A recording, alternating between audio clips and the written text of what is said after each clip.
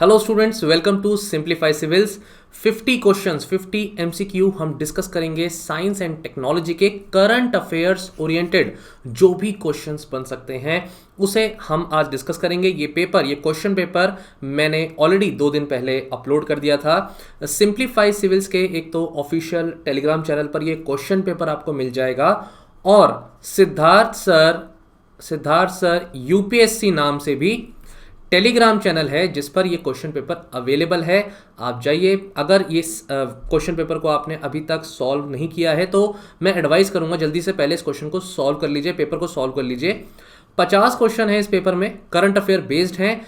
ये क्वेश्चंस जब आप खुद से सॉल्व करेंगे तो उसके बाद ये वीडियो जब देखेंगे एनालिसिस की तो आपको बहुत बेटर इंसाइट भी मिलेगी, प्लस आपका रिवीजन भी होगा और फिर ये टॉपिक आपके ना परमानेंट मेमोरी हो जाएंगे। तो एग्जाम में अगर ऐसा कोई भी क्वेश्चन इस टॉपिक से रिलेटेड अगर रिपीट करता है तो आपको ईजी हो जाएगा। साइंस एंड टेक्नोलॉजी में सिद्धार्थ सर आपके साथ हैं। ह्यूमन हेल्थ एंड डिजीजेस और बायोटेक्नोलॉजी पर जो क्वेश्चंस हैं 50 एमसीक्यू का, वो मैं ऑलरेडी अपलोड कर चुका हूं यूट्यूब चैनल पर।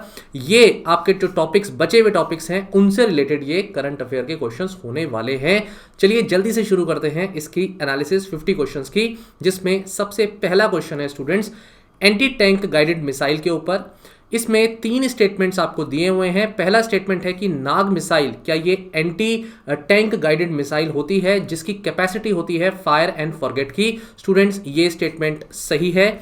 दूसरा स्टेटमेंट है स्पाइक, क्या ये एंटी गाइडेड मिसाइल है जो कि फ्रांस से ली गई है। अब यहां गड़बड़ी हो गई क्योंकि ये फ्रांस से नहीं ली गई है, इसलिए सेकंड स्टेटमेंट इज रॉन्ग। देखिए स्टूडेंट्स, सेकंड स्टेटमेंट गलत होते के साथ ही हमारा आंसर हमारे सामने आ जाता है 1 और 3। थर्ड स्टेटमेंट है हेलिना के रिस्पेक्ट में। हेलिना हेलीकॉप्टर बेस्ड एक नाग डेवलप्ड टेक्नोलॉजी है, एक पर्टिकुलर मिसाइल है जो डीआरडीओ ने डेवलप करी। तो ये स्टेटमेंट बिल्कुल सही है।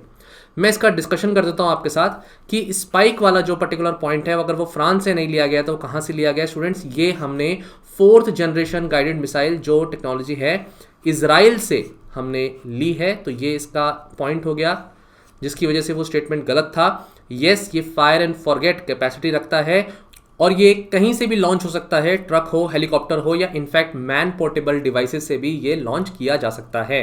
हेलिना की फुल फॉर्म ही हेलीकॉप्टर बेस्ड एनएजी नाग मिसाइल है। ये 3rd generation anti tank guided missile होती है स्टूडेंट्स, और ये इंस्टॉल की जाती है एडवांस लाइट हेलीकॉप्टर पर। इसको क्रिएट किया है बाय डीआरडीएल इन हैदराबाद। डीआरडीएल क्या है? Defence research and development laboratory. बाकी चीजें आपके सामने हैं, ये डिटेल आप देख लीजिएगा। सीधे चलते हैं अगले क्वेश्चन पर।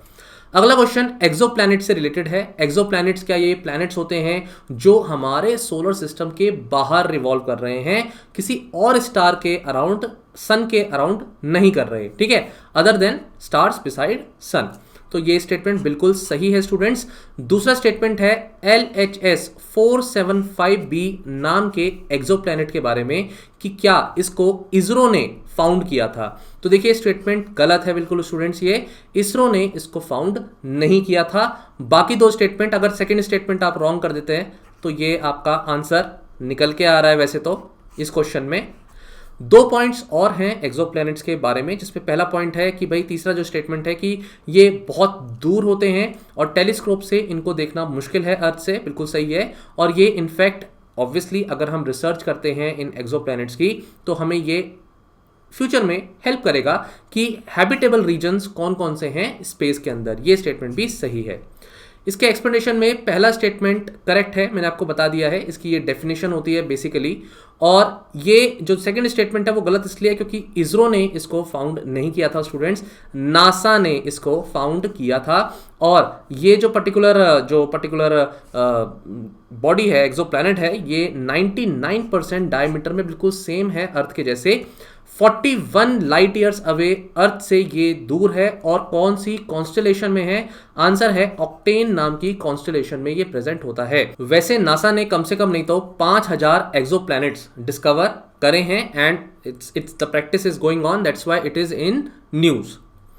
अगला question students crypto currency transactions को लेकर है। देखिए क्वेश्चन अभी तक क्रिप्टो करेंसी पर आ रहे थे, लेकिन अब क्वेश्चंस थोड़े से हो सकता है टफ आने लगे क्रिप्टो करेंसी टॉपिक को लेकर के और ब्लॉकचेन टेक्नोलॉजी को लेकर के, क्योंकि ब्लॉकचेन टेक्नोलॉजी पर क्या है क्वेश्चन ऑलरेडी बन चुका है और वो बेसिकली इजी क्वेश्चन थे। ये बिल्कुल इजी क्वेश्चन है और वेब 3 पर जब क्वेश्चन आता है तब उसमें भी ब्लॉकचेन जो टेक्नोलॉजी है उसका वर्ड का स्टेटमेंट में यूज किया जाता है।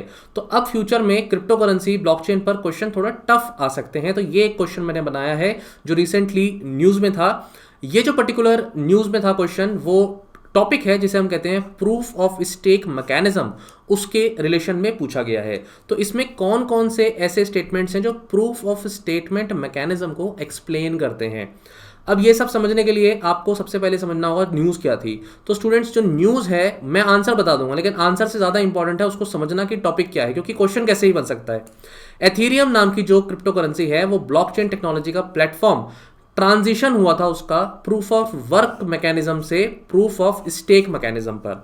अब इसमें दो पॉइंट आ जाते हैं, what is sir proof of work mechanism and what is proof of state mechanism. तो ये दोनों मैकेनिज्म को जल्दी से समझ लेते हैं। देखिए प्रूफ ऑफ वर्क जो मैकेनिज्म होता है, इसमें क्या होता है कि माइनर्स होते हैं, आपको पता है माइनर्स, अगर नहीं पता है तो मैं बता देता हूँ। माइनर्स जो होते हैं ये वो लोग होते हैं जिनके पास बहुत ज़्यादा कैपेसिटी होती है, जो कंप्यूटेशनल कैपेसिटी जिसे मैं बोलूँगा कि किसी भी तरीके की मैथमेटिकल पजल को वो सॉल्व कर सकें अपने सिस्टम से। इसमें बहुत ज़्यादा amount of energy, electricity use होती है, क्योंकि इस तरीके की माइनिंग करने का मतलब क्या है, इस माइनिंग का मतलब है जो हैश टैग्स हैं, जो ये हैश आपको पता है ब्लॉक जो होता है एक पर्टिकुलर ब्लॉकचेन में जो ब्लॉक होता है उसको हैश कोड दिया जाता है। तो ये जो कोड्स होते हैं, हैश कोड जो होते हैं, इनको जो है वैल्यू को जो है क्या करना पड़ता है, वैलिडेट करना पड़ता है। और वैलिडेट फिर बाकी लोग भी मिलकर के करते हैं एंड उसको फिर फाइनली उसको जब इसका प्रूफ जब निकाल लिया जाता है कि हाँ जी ये जो वैल्यू है, ये जो माइन करी गई है वैल्यू ये सही है, तो उसके एवज में लोगों को क्या मिलते हैं, एज अ रिवॉर्ड बिटकॉइंस मिलते हैं। तो ये पूरा एक मैकेनिज्म है, मैं इसको डिटेल में फिर कभी डिस्कस करूंगा। मैं अज्यूम कर रहा हूँ आपको ब्लॉकचेन टेक्नोलॉजी आती है, क्योंकि अब एग्जाम बहुत पास आ चुका है स्टूडेंट्स, और जो क्वेश्चंस हैं वो डेफिनेटली एग्जाम में टफ होते चले जा रहे हैं। तो इसको शॉर्ट में समझिए, डिटेल में मत जाइए। शॉर्ट में बस ये बात है कि इसकी जो माइनिंग करते हैं लोग, ऐसे में अगर बहुत सारे लोग एक साथ माइनिंग करने की कोशिश करेंगे, किसी वैल्यू को, मैथमेटिकल पजल को सॉल्व करने की कोशिश करेंगे, तो उसमें बहुत ज़्यादा अमाउंट ऑफ एनर्जी जो है इसका लॉस है। ऐसे मैकेनिज्म को बोलते हैं हम प्रूफ ऑफ वर्क मैकेनिज्म। जो पहला स्टेटमेंट है स्टूडेंट्स वो वही बताता है प्रूफ ऑफ वर्क के बारे में कि यहाँ पर माइनर्स मैथमेटिकल पजल को सॉल्व करने की कोशिश कर रहे हैं। मैथमेटिकल पजल का मतलब ही ये हुआ कि यहाँ पर जो वैल्यू है, हैश की जो वैल्यू है, उसको डिटरमाइन करने की कोशिश कर रहे हैं। और इसमें ये सब जो होंगे जब एक साथ कोशिश करेंगे तो एक होड़ में लग जाएंगे कि सबसे पहले कौन करेगा। तो would be chosen as a validator, जो सबसे पहले इस मैथमेटिकल पजल को सॉल्व कर लेता है। डन। लेकिन इसमें प्रॉब्लम थी इस मैकेनिज्म में, और जो ये प्रॉब्लम है वो है बहुत ज़्यादा कंजम्पशन ऑफ इलेक्ट्रिसिटी की। इसकी वजह से क्या किया गया, मैकेनिज्म को चेंज किया गया है इनटू प्रूफ ऑफ स्टेक।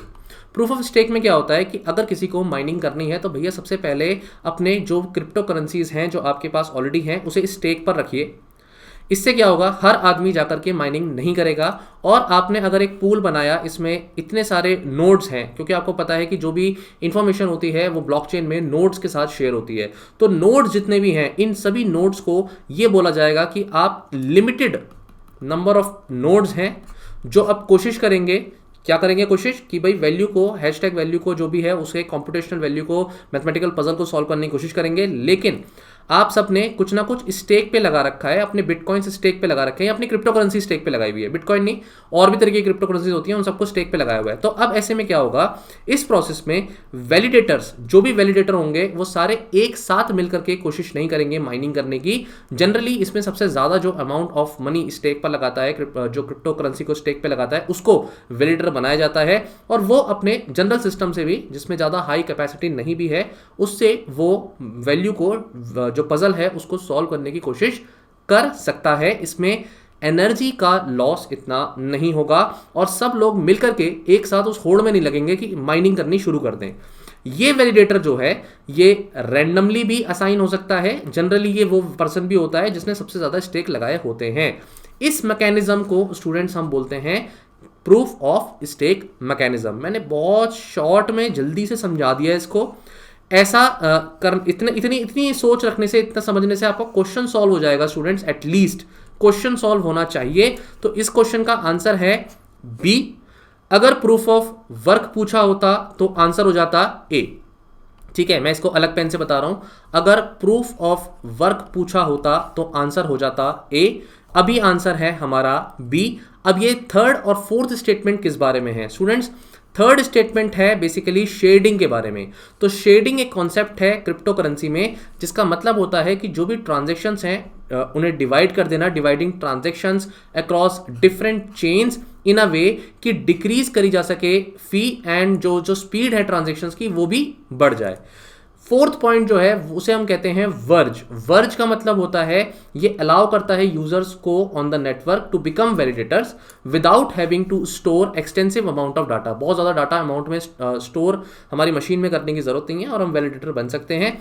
थोड़ा सा मिलता जुलता कॉन्सेप्ट है, कंफ्यूज नहीं होइएगा। और जब प्रूफ ऑफ वर्क को हमने प्रूफ ऑफ स्टेक मैकेनिज्म में कन्वर्ट किया है तो उस मैकेनिज्म को रीवैम्प करने का जो सिस्टम है उसे हम मर्ज कहते हैं। डन। मैंने बहुत सारे स्टेटमेंट्स यहां पर आपको बता दिए हैं, टर्म्स बता दिए हैं, proof of work, proof of stake, merge, sharding, verge. कहीं से भी क्वेश्चन आएगा कर लेना, घबराना मत। ठीक है, अगला स्टेटमेंट, अगला जो क्वेश्चन है हमारा वो प्रोजेक्ट 75 के ऊपर है। डन। तो प्रोजेक्ट 75 स्टूडेंट्स क्या है? ये दो स्टेटमेंट है। पहला स्टेटमेंट कहता है 6 स्कॉर्पियन क्लास सबमरीन्स हैं जो बिल्ट होती हैं बाय द रशियन टेक्नोलॉजी। तो डेफिनेटली इसका आंसर रशियन टेक्नोलॉजी नहीं है, इसलिए पहला स्टेटमेंट यहां गलत हो गया। दूसरा, INS कंदेरी एंड INS जो खरंज है ये पार्ट ऑफ दिस प्रोजेक्ट है। तो स्टूडेंट्स ये इसका पार्ट है, ये स्टेटमेंट सही है। तो ऑब्वियसली इसका आंसर जो करेक्ट स्टेटमेंट है वो क्या हो जाता है? 2 only, and b is the right answer. अब देखिए इसमें स्टेटमेंट 1 गलत है क्योंकि ये फ्रेंच ट्रांसफर टेक्नोलॉजी पर बेस्ड है। इजी क्वेश्चन है ये। प्रोजेक्ट 75 इसमें 6 स्कॉर्पियन क्लास सबमरीन्स बनाने की बात है, जिसमें एक्चुअली में 2017 में कालावेरी जो सबसे पहली INS है ये कमीशन हो चुकी है। अंधेरी जो है ये 2019 में कमीशन होती है। करंज 2021 में, वेला 2021 में अगेन नवंबर में। वागीर का न्यूज़ अभी रिसेंटली न्यूज़ में था, तो ये जनवरी 2023 में ही था न्यूज़ में, इसलिए ये प्रोजेक्ट इंपॉर्टेंट है। ये टाइम एंड अगेन पिछले 2 से 3 सालों में ये न्यूज़ में चल रहा है कंटिन्यूसली। ठीक है, वाकशीर फ्यूचर में हम एक्सपेक्ट कर सकते हैं कि ये इंडक्ट हो जाएगी। बाकी इसको बिल्ड किया गया है in India by Mazagon Dock Ship Builders Limited MDL, और इसका जो कोलैबोरेशन है वो नेवल ग्रुप फ्रांस का यहाँ पर फ्रेंच टेक्नोलॉजी का ट्रांसफर है, इतना याद रखिए। ठीक है, बाकी ये सबमरीन्स हैं जिनका रोल एंटी सबमरीन जो वॉरफेयर मिशंस होंगे उसमें फुलफिल करने का है, इंटेलिजेंस का, सर्विलेंस का, और इस तरीके की जो ऑपरेशनल रेंज है इनकी वो भी बहुत ज़्यादा है, लंबे समय तक ये पानी में रह सकती हैं। तो ये बड़ी अच्छी खास बातें हैं इसके बारे में। अगला क्वेश्चन है कोरोनल होल। ये जो पॉइंट है इस पर कौन कौन से स्टेटमेंट्स इनकरेक्ट हैं? तो 4 स्टेटमेंट हैं, 3 करेक्ट हैं, 1 इनकरेक्ट है। पहला पॉइंट ये कहता है कि जो कोरोनल होल्स होते हैं ये सन के सरफेस पर वो रीजन्स हैं जहां से सोलर विंड फ्लो करती है इनटू द स्पेस। ये स्टेटमेंट सही है स्टूडेंट्स।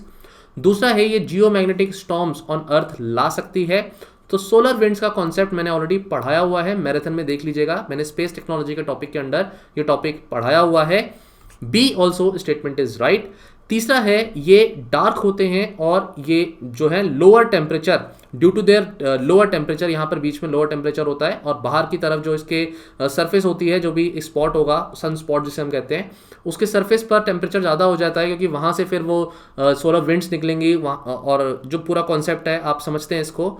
तो ये यूजुअली डार्क इन अपीयरेंस होते हैं, ये बात तो बिल्कुल सही है। थर्ड स्टेटमेंट भी गलत है क्योंकि हमसे इनकरेक्ट पूछा है। तो चौथा स्टेटमेंट जो है स्टूडेंट्स वो इनकरेक्ट है क्योंकि ये easily visible to human eyes ऐसा नहीं है, ये ह्यूमन आइज से विजिबल नहीं होता।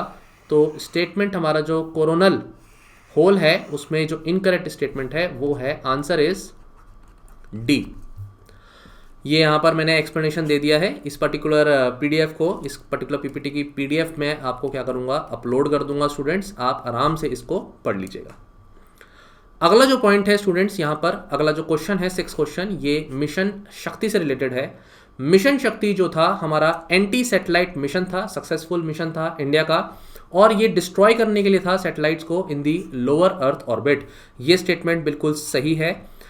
क्या ये एक्सो एटमॉस्फेरिक किल व्हीकल टेक्नोलॉजी पर बेस्ड है? तो आंसर है yes and that is why correct statements में दोनों ही स्टेटमेंट्स स्टूडेंट्स सही हैं। अब ये एक्सो एटमॉस्फेरिक किल व्हीकल टेक्नोलॉजी क्या होती है ये समझिए जल्दी से। ये जो टेक्नोलॉजी है बेसिकली ये एंटी सैटेलाइट मिसाइल्स के लिए है।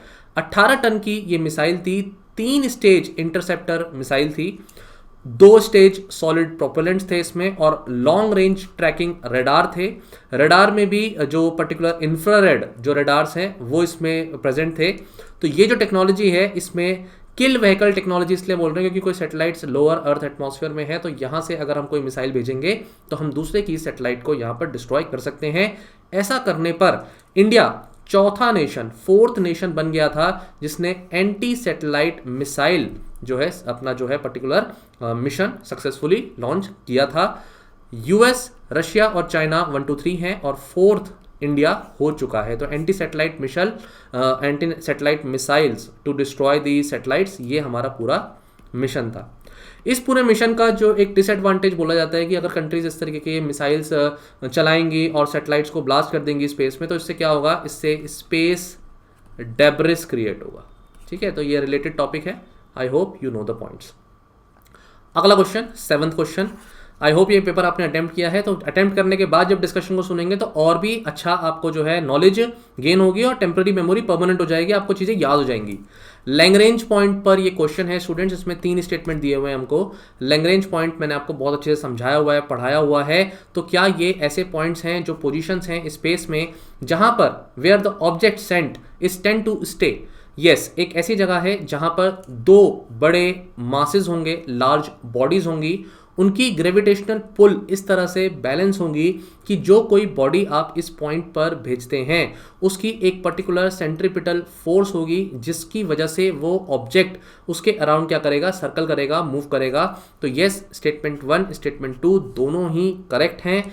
तीसरा स्टेटमेंट है कि जब ऐसा होगा तो क्या इससे फ्यूल का कंजम्पशन कम हो जाता है? Yes, 3rd statement is also correct. तो इस तरीके से तीनों ही स्टेटमेंट्स स्टूडेंट्स यहां पर करेक्ट है।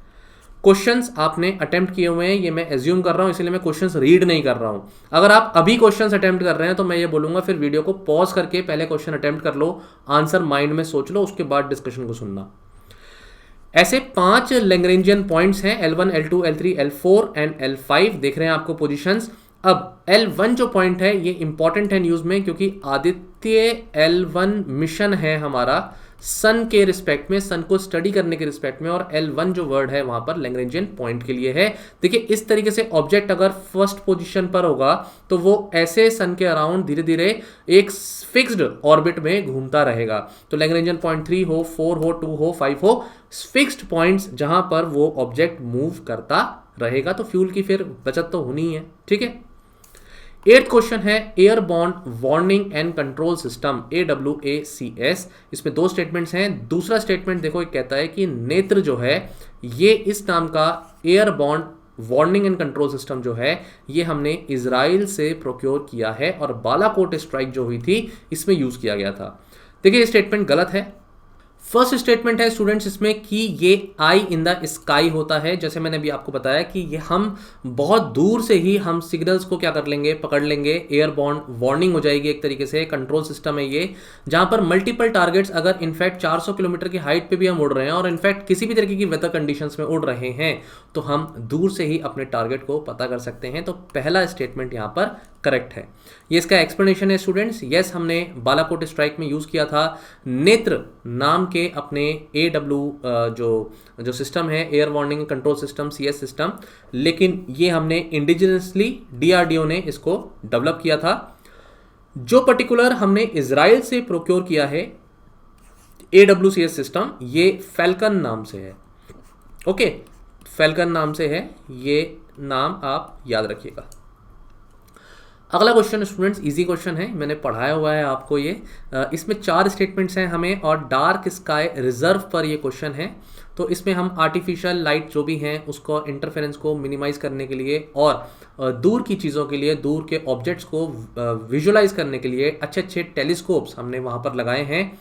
तो डार्क स्काई रिजर्व क्या होता है? डेफिनेटली उस जगह पर किसी भी तरीके की आर्टिफिशियल लाइट का इंटरफेरेंस नहीं होता। एक ऐसी जगह होती है, ऐसी लैंड होती है जहां से हम इजीली फार ऑब्जेक्ट्स को विजुलाइज कर सकते हैं। तो इंडियन एस्ट्रोनॉमिकल ऑब्जर्वेटरी ने इंडिया ने सबसे पहला अपना डार्क स्काई ऑब्जर्वेटरी हेनले नाम की जगह पर लद्दाख चांगतांग वैली में लगाया है। तो ये दोनों स्टेटमेंट सही हैं। इसमें HCT अब स्टेटमेंट एक ऐड कर दिया है मैंने कि भाई ऐसा ऑप्टिकल इंफ्रारेड ऑब्जर्वेटरी जिसको हम हिमालयन चंद्र ऑब्जर्वेटरी कहते हैं, ये भी सिचुएटेड है एट इंडियन एस्ट्रोनॉमिकल ऑब्जर्वेटरी पर। Yes, this statement is equally correct. And ये जो इंटरनेशनल डार्क स्काई एसोसिएशन है ये क्या है, इस पर भी इंडिविजुअली क्वेश्चन यूपीएससी प्रीलिम्स में पूछ सकता है। मैंने इसको स्टेटमेंट फॉर्म में यहाँ पर ऐड किया है इस क्वेश्चन में। तो ये एक नॉन प्रॉफिट ऑर्गेनाइजेशन है, इट इज़ ट्रू, और इसका जो हेडक्वार्टर है वो यूनाइटेड स्टेट्स में है। एंड डेफिनेटली ये डेजिग्नेट करेगा अलग अलग लोकेशंस को कि किसे हम डार्क स्काई रिजर्व बना सकते हैं। तो इस क्वेश्चन का आंसर क्या हुआ आपका? All the statements here are correct. सारे स्टेटमेंट्स यहाँ पर करेक्ट हैं। ये पूरा इसका डिटेल्ड एक्सप्लेनेशन है। एक पॉइंट और बताया था मैं आपको कि जो ये पर्टिकुलर हमारा IAO है वो कहाँ सिचुएटेड है। 4500 मीटर ऊपर ये सिचुएटेड है एक माउंटेन पर, जिस माउंटेन का नाम है सरस्वती। तो ये आप याद रखिएगा, चांगतांग वैली में है, हेनले वैली ऑफ चांगतांग, ठीक है। एंड ये लद्दाख में ऑब्वियसली, ये भी याद रहेगा। ग्रोथ इंडिया टेलीस्कोप क्या है? ये कंट्री का सबसे पहला फुली रोबोटिक रिसर्च टेलीस्कोप है। ये भी IAO में लोकेटेड है। जैसे मैंने आपको पीछे क्वेश्चन में हिमालयन चंद्र ऑब्जर्वेटरी के बारे में बताया है, ऐसे ही एक और ग्रोथ इंडिया टेलीस्कोप यहाँ पर फुली रोबोटिक रिसर्च के पॉइंट ऑफ व्यू से लोकेटेड है, ठीक है। ये सारे एक्सप्लेनेशन के पॉइंट्स हैं। अगला क्वेश्चन है बोल्ड QIT क्या होता है? अब इसकी फुल फॉर्म ही नहीं अगर पता होगी तो गड़बड़ हो जाएगी ना। तो इसकी सबसे पहले फुल फॉर्म जानो। बोल्ड QIT क्या है? Border electronically dominated QRT interception technique. किस तरीके की टेक्निक है ये? हम अपने बॉर्डर पर जो सर्विलेंस है, बॉर्डर पर जो भी सिक्योरिटी है, उसको बूस्ट करने की कोशिश कर रहे हैं। उसके लिए जो एक प्लान बनाया था सरकार ने, उस प्लान का नाम है CIBMS। This is comprehensive integrated border management system plan. इसका पार्ट है बोल्ड QIT, ठीक है। ऐसे तो ये टॉपिक बिल्कुल करंट अफेयर नहीं है, पुराना है, और ये CIBMS तो इंपॉर्टेंट टॉपिक है। इनफैक्ट इंटरनल सिक्योरिटी में भी इसको आप पढ़ते हो। तो ये डिफेंस से रिलेटेड है स्टूडेंट्स, और हम कोशिश कर रहे हैं कि अपने बॉर्डर एरिया पर जो भी हमारे इंटीग्रेटिंग पर्सनल हैं उनको इंक्रीज करना, वेपन्स को इंक्रीज करना, कटिंग एज सर्विलेंस को बढ़ाना, इस पर फोकस कर रहे हैं। तो 2 स्टेटमेंट जो यहाँ पर हैं स्टूडेंट्स, उसमें सबसे पहला है कि क्या ये पार्ट है CIBMS का, मैंने ऑलरेडी एक्सप्लेन कर दिया है। और इसमें एक स्टेटमेंट है कि एंटायर रिवराइन बॉर्डर को हम कवर करने की कोशिश कर रहे हैं using different mode of data communication. Yes, this statement is also true. अलग अलग सेंसर्स लगाए जा रहे हैं इसमें, कम्युनिकेशन डिवाइसेस जो हैं उसके थ्रू हम पूरी रिवराइन बाउंड्री, आपको पता है ये पाकिस्तान से भी जो है जुड़ा है हमारा, ये जो पर्टिकुलर जो रिवर से कनेक्शंस है, बांग्लादेश के साथ भी ये बॉर्डर है हमारा। यहाँ पर क्या होते हैं, लूप होल्स हो जाते हैं, ऐसे प्लेसेस हैं जहाँ से इन्फिल्ट्रेशन होता है। तो उस जगह को भी हम सिक्योर करने की कोशिश कर रहे हैं, और अलग अलग तरीके के यहाँ पर कम्युनिकेशन मोड्स हमने लगाए हैं, जिसमें कोशिश हो रही है कि नाइट सिक्योरिटी कैमरास वगैरह भी रहे हैं, कोई भी इंट्रूजन होता है तो उसका डिटेक्शन भी हमको हो जाए। तो इस तरह से दोनों ही स्टेटमेंट्स यहाँ सही हैं, तो C is the right answer. अगला क्वेश्चन है स्टूडेंट्स लाईफाई और वाईफाई टेक्नोलॉजीज के ऊपर। ऐसा क्वेश्चन यूपीएससी ना जो ये इंफॉर्मेशन टेक्नोलॉजी के रिस्पेक्ट में, कम्युनिकेशंस के रिस्पेक्ट में जो डिवाइसेस हैं, मोड्स हैं, ऐसा क्वेश्चन यूपीएससी हर साल कम्युनिकेशन पे पूछ रहा है। ये क्वेश्चन लाईफाई पे तो ऑलरेडी आ चुका है क्वेश्चन। अब ये क्वेश्चन जो हैं इस पे मैंने कंपैरिजन पूछा है लाईफाई और वाईफाई के बीच में। तो क्वेश्चन कैसा भी है एग्जाम में, आप इस टॉपिक को प्रिपेयर करके जाइए। मैंने ये मैराथन में साइंस एंड टेक्नोलॉजी के ऑलरेडी पढ़ा दिया है, तो आपको ये प्लेलिस्ट में पर्टिकुलरली इस तरीके के जो हमारे मैराथन है साइंस एंड टेक्नोलॉजी की वो मिल जाएगी आपको, ठीक है। LiFi it can be utilised by transport data during the day when the sunlight is present. ऐसा ही होगा क्या? नहीं, ऐसा नहीं है भाई। इनफैक्ट एक एलईडी बल्ब को यूज़ करके भी हम लाइट वेव्स को यूज़ कर रहे हैं डाटा को ट्रांसफ़र करने के लिए। तो पहला स्टेटमेंट एक्चुअली हमारा गलत है। पहला स्टेटमेंट गलत होते ही ये दोनों ऑप्शन गलत हो गए। अगला स्टेटमेंट आता है कि कंपेयर टू वाईफाई, लाईफाई ज़्यादा सूटेबल है स्ट्रॉन्ग सिक्योरिटी के लिए। देखिए लाइट वेव्स हैं तो लाइट वेव्स जहाँ जहाँ तक जाएंगी तो सिक्योरिटी बेटर ही होगी। वाईफाई वॉल्स को पेनिट्रेट कर सकता है, लाईफाई लाइट वेव्स को यूज़ करता है तो वो वॉल्स को पेनिट्रेट नहीं कर सकता, तो उस कमरे में ही वो डाटा रहेगा, इंटरनेट फैसिलिटी रहेगी। ये स्टेटमेंट सही है। 2 सही होते के साथ ही हमें आंसर मिल गया। तो आपको तीसरा स्टेटमेंट पढ़ने की ज़रूरत ही नहीं है। एग्जाम में याद रखना एलिमिनेशन टेक्निक बहुत ज़्यादा वैल्यूएबल होती है यूपीएससी प्रीलिम्स को क्वालिफाई करने के लिए। मेरे स्टूडेंट्स, आप ये मत सोचो कि सही आंसर कौन सा है, आप सबसे पहले एलिमिनेट करो गलत कौन से हैं, सही तक आप अपने आप पहुंच जाओगे। लाईफाई जो ट्रांसफर करता है डाटा को through electromagnetic spectrum as oppose to WiFi, मतलब ये स्टेटमेंट गलत है ना, ये तो हमें इस आंसर से मिल गया है अभी। ये स्टेटमेंट गलत इसलिए है क्योंकि लाईफाई हो या वाईफाई हो दोनों ही इलेक्ट्रोमैग्नेटिक स्पेक्ट्रम को यूज करते हैं, तो third statement is also wrong. ये एक्सप्लेनेशन है यहाँ पर स्टूडेंट्स कि लाईफाई वाईफाई दोनों ही इलेक्ट्रोमैग्नेटिक स्पेक्ट्रम को यूज करते हैं, इसलिए थर्ड स्टेटमेंट गलत है। बाकी मैंने आपको बता दिया है कि जो एक बेसिक एलईडी बल्ब भी है वो भी कनेक्ट हो सकता है एज अ डिवाइस, और लाइट वेव्स फिर इंटरनेट से क्या करेंगी, लाइट वेव्स जो है इंटरनेट जो है डाटा जो पैकेट्स हैं उनको ट्रांसफर करने में रोल प्ले करेगी। इनफैक्ट रात में भी हम क्या कर सकते हैं, स्ट्रीम ऑफ फोटॉन्स को यूज़ कर सकते हैं कि वो डाटा कैरी करें, जबकि रिड्यूस कर देंगे हम minimal level of the visible light. ठीक है, तो ये रात में भी हो सकता है, सिर्फ दिन में होगा ऐसा ज़रूरी नहीं है। आईएसी विक्रांत पर क्वेश्चन है हमारा 12th क्वेश्चन, और इससे 2 स्टेटमेंट्स हमें दिए हुए हैं। पहला स्टेटमेंट है कि ये largest and very complex design aircraft है, और दूसरा है कि इंडिजिनसली बिल्ट है, तो ये आत्मनिर्भर भारत का सबसे अच्छा एग्जाम्पल है। स्टूडेंट्स, ये दोनों ही स्टेटमेंट्स यहाँ पर करेक्ट हैं, तो आंसर है इसका C, both the statements are correct. तो विक्रांत क्या है, इंडिया का सबसे पहला इंडिजिनसली एयरक्राफ्ट कैरियर है। तो आईएसी की फुल फॉर्म क्या है, एयरक्राफ्ट कैरियर, राइट। अब ये क्रिएट किसने किया, ये इंडिया ने खुद ही अपने with in the country construct किया है। तो इसमें देखिए 76% ऑफ इंडिजिनस मटेरियल है इसमें, और क्योंकि इंडिजिनस मटेरियल है 76%, तो ये आत्मनिर्भर भारत के अंदर तो आ ही गया, उसका सबसे अच्छा एग्जाम्पल हो गया। और मोस्ट सोफिस्टिकेटेड वॉरशिप है ये, दूसरा point. And directorate of naval design of Indian navy, इसने इसको क्रिएट किया है। ये फॉर्डर पॉइंट्स हैं जो एक्स्ट्रा पॉइंट्स हैं आपके लिए। एग्जाम में क्या स्टेटमेंट्स बनेंगे हमें नहीं पता, इसलिए मैं पूरा एक्सप्लेनेशन दे रहा हूं आपको।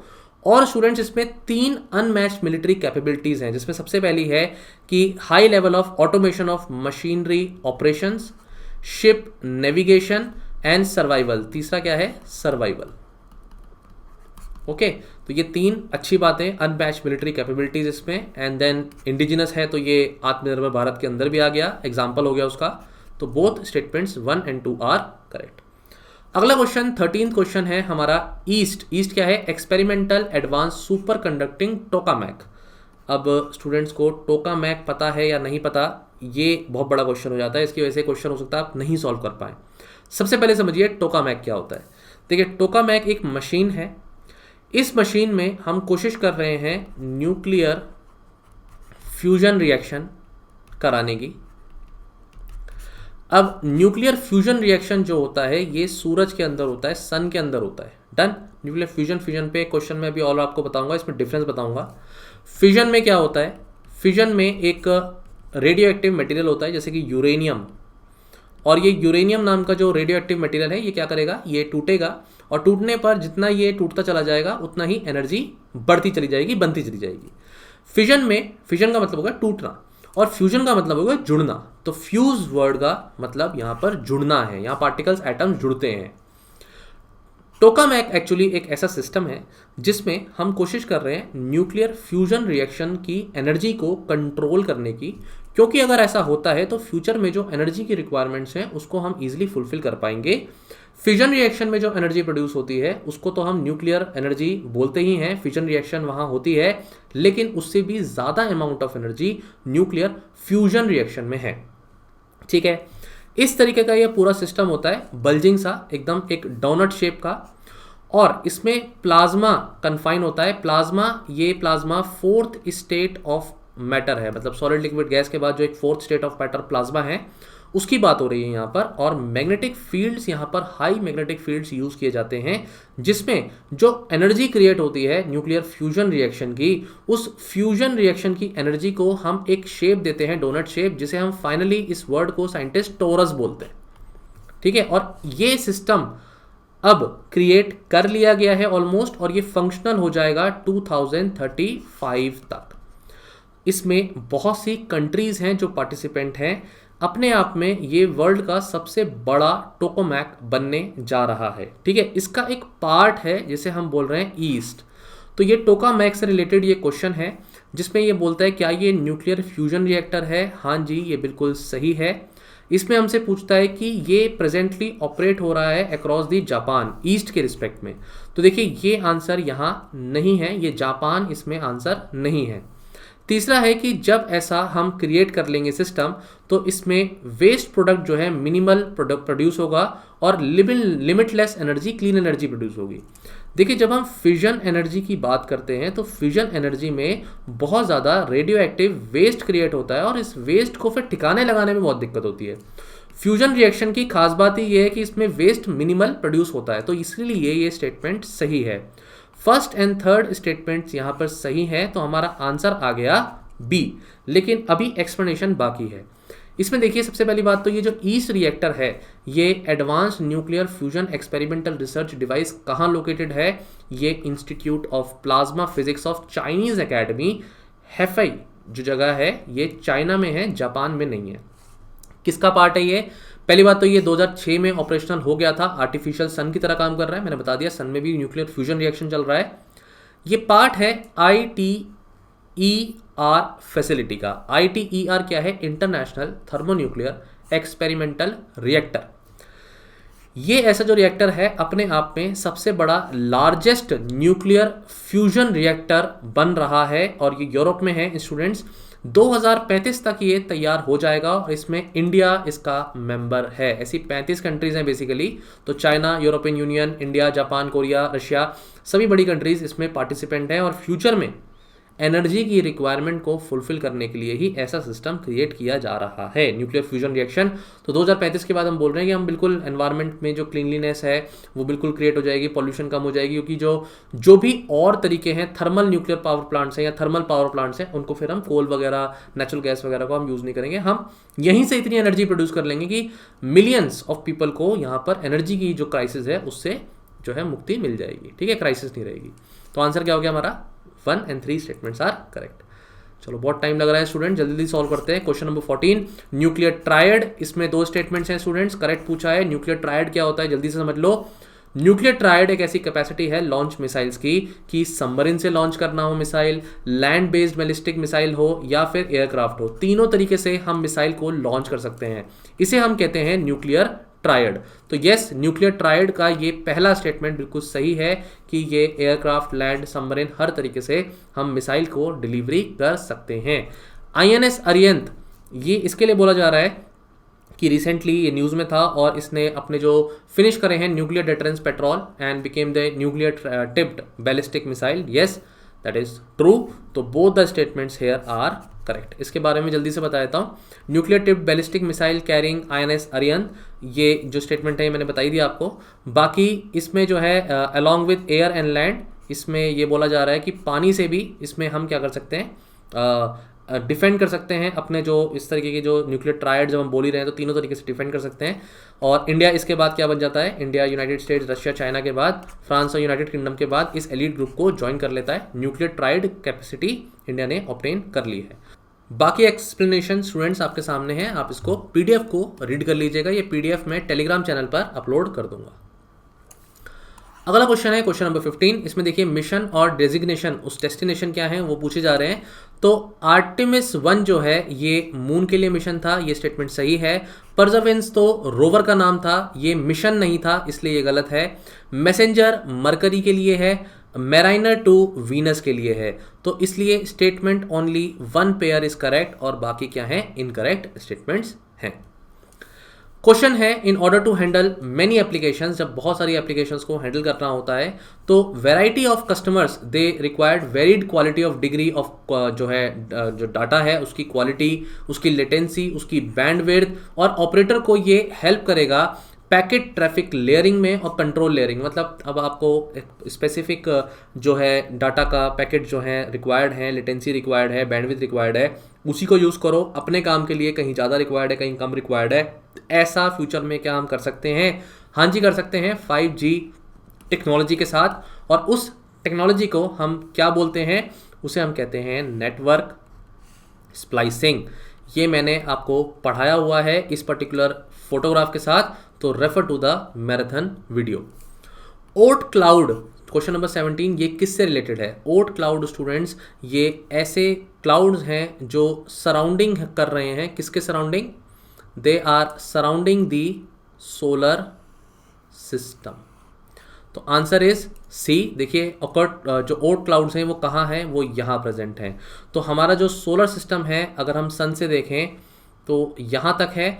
जहाँ तक सूरज की किरणें जाती हैं उसे हम हेलियोस्फेयर बोलते हैं, और जहाँ तक जाती हैं और उसके बाद जो इंटरस्टेलर स्पेस शुरू हो जाती है उसे हम कहते हैं हेलियोपॉज। तो ये जो पर्टिकुलर बेल्ट है ये क्यूपियर बेल्ट है। तो beyond Pluto, beyond Kuiper belt हमें इस तरीके से ओट क्लाउड्स मिलते हैं, और ये आइसी बॉडीज हैं, in fact as large as mountains sometimes seen to us. ठीक है, तो ये हमारे जो सैटेलाइट्स वगैरह हैं, जो भी वॉयेजर प्रोग्राम पर्टिकुलरली है, वो ये फोटोग्राफ्स अच्छे से हमें भेज रहा है। अगला क्वेश्चन है स्टूडेंट्स 18th क्वेश्चन। यहाँ पर narrow band of internet of things की बात हो रही है। Is a low power wide area technology that will provide seamless connection to many digital devices. अब स्टूडेंट्स को narrow band of internet of things नहीं पता होगा तो क्वेश्चन गड़बड़ हो जाएगा। ये देखिए स्टूडेंट्स, ध्यान से देखिए, बैंड तो अलग अलग होते हैं, ठीक है, किस पर्टिकुलर बैंडविड्थ पर आप डाटा को भेज रहे हैं। इसमें नैरो बैंड जब बोला जा रहा है तो वो इसलिए बोला जा रहा है क्योंकि इंटरनेट ऑफ थिंग्स फ्यूचर में आने वाला है। इसकी वजह से बहुत सारी डिवाइसेस क्या होंगी, इससे कनेक्ट हो जाएंगी। तो जब ऐसा होगा तो इससे फ़ायदे क्या क्या होंगे? स्टूडेंट, सबसे पहली बात तो स्मार्ट बिल्डिंग्स, जो अलार्म सिस्टम्स हैं, एक्सेस कंट्रोल्स हैं, वहाँ तक डाटा पहुँचाना, डाटा को जो है अच्छे से जल्दी ट्रांसफ़र करना, उसके लिए नैरो बैंड अगर होगा तो ये चीज़ें ईजिली फास्टन अप हो पाएंगी, स्मार्ट सिटीज़ बन पाएंगी।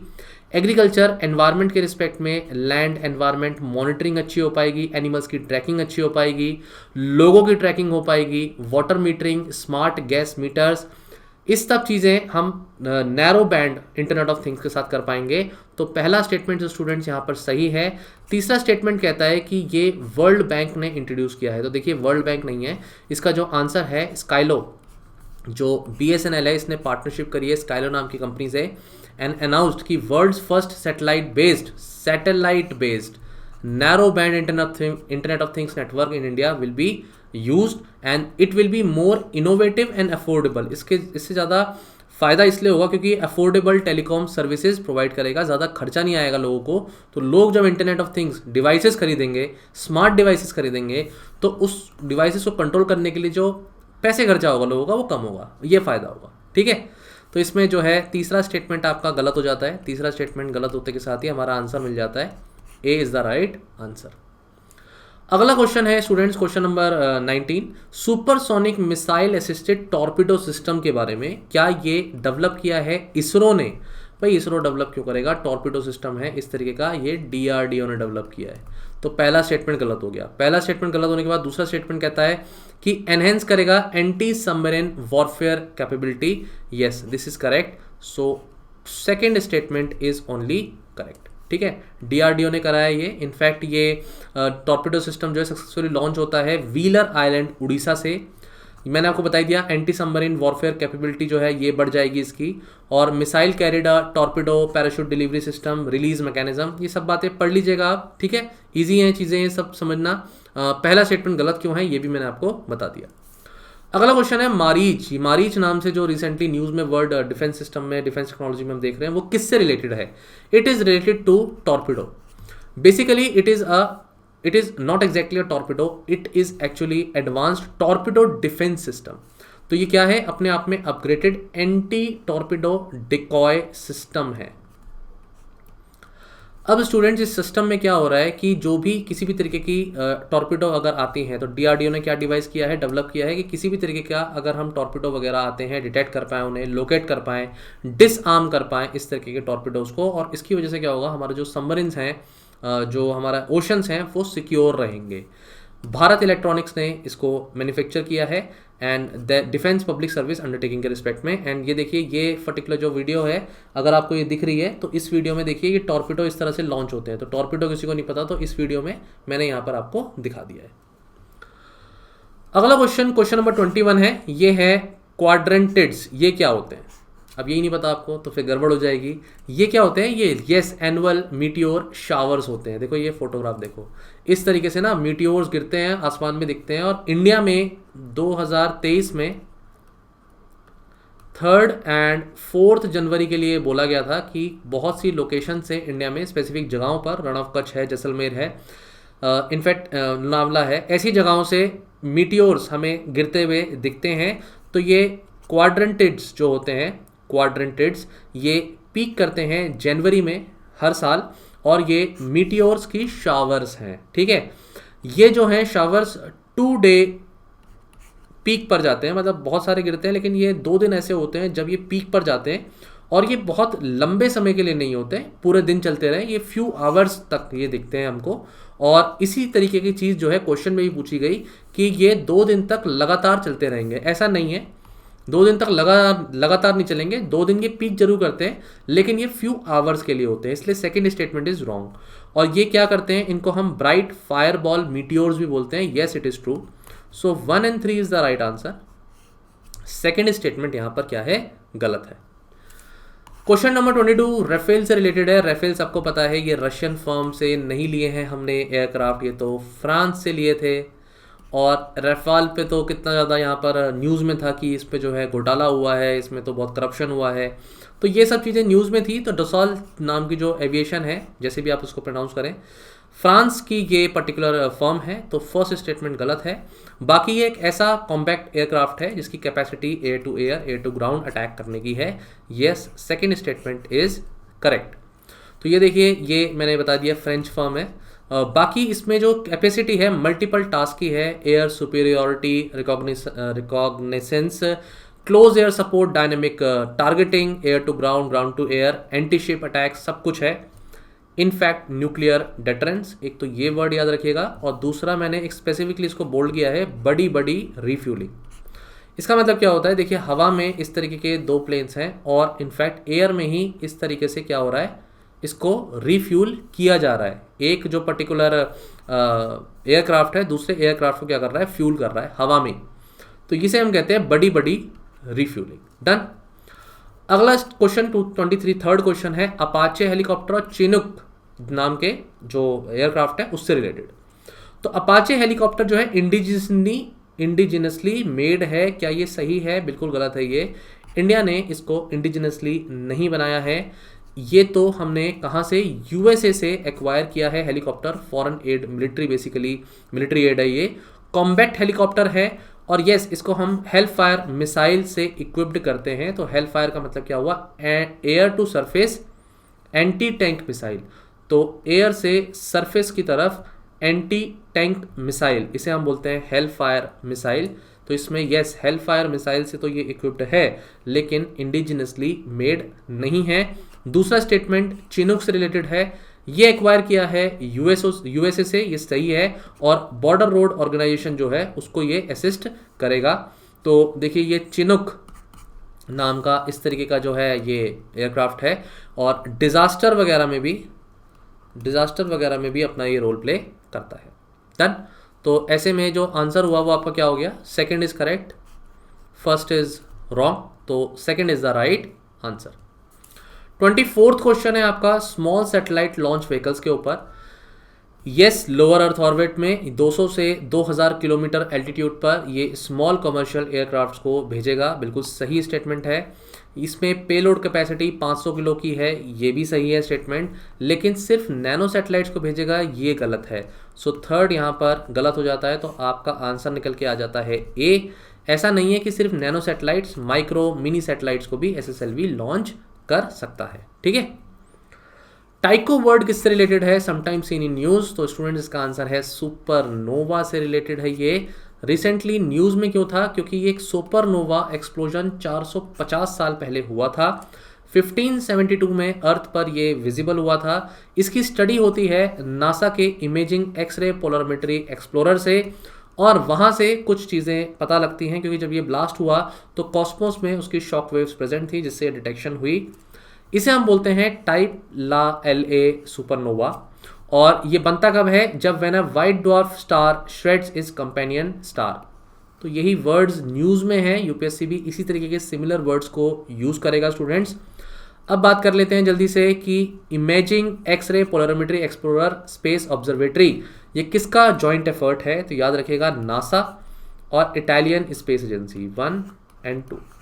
इनका काम क्या होता है, इनका काम है भाई मिस्टीरियस ऑब्जेक्ट जो यूनिवर्स में हैं उनको देखना, सुपरनोवा के बचे हुए रेमिनेंट्स को देखना, सुपरनोवा के रिस्पेक्ट में सुपरमासिव ब्लैक होल्स को स्टडी करना, ये सब चीज़ें इनका रोल प्ले करते हैं। और अब एक life cycle of A star कैसी होती है, तो एक गैस का, एक जायंट गैस का एक क्लाउड बनता है जो कोलैप्स होता है, कंडेंस होता है, प्रोटोस्टार बनता है।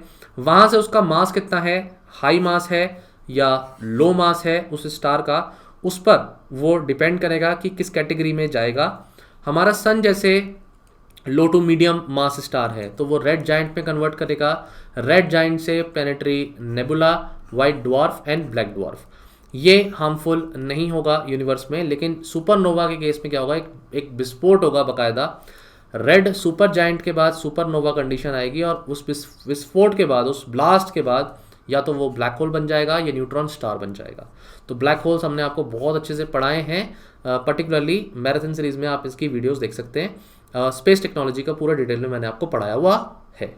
Okay students, so students this is the end of the part 1 of the video. यहाँ पर 25 क्वेश्चन हमने डिस्कस किए हैं। एक्चुअली वीडियो की लेंथ थोड़ी लंबी हो गई है, इसको एक्सपोर्ट करना, अपलोड करने में थोड़ी दिक्कतें आती हैं, इसलिए अब मैं बचे हुए जो 25 क्वेश्चन हैं वो पार्ट 2 में आपके साथ डिस्कस करूंगा। Best wishes to you students.